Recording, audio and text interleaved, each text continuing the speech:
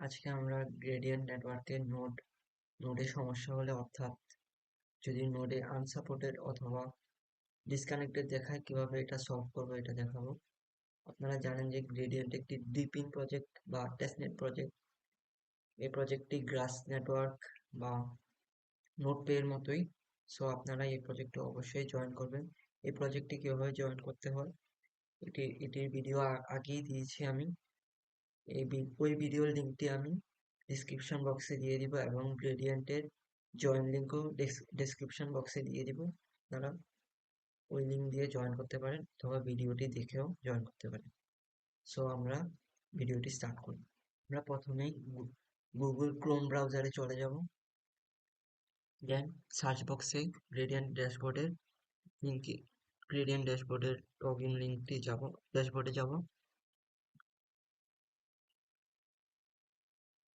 Log in হচ্ছে।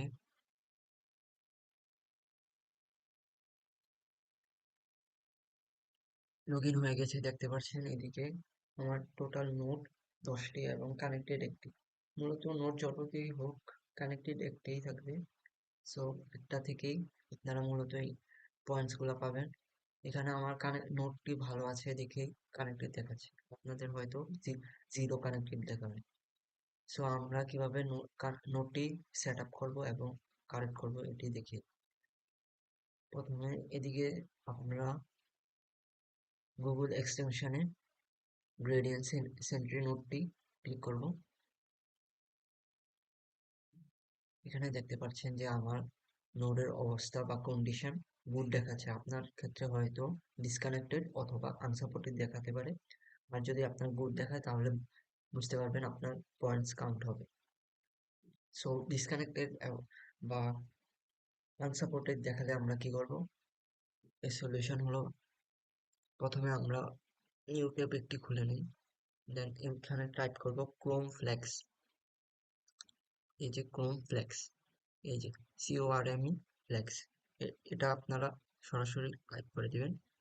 দেন এদিকে load নিলে সার্চ ফ্লেক্সে ওয়েব জিএল করবেন।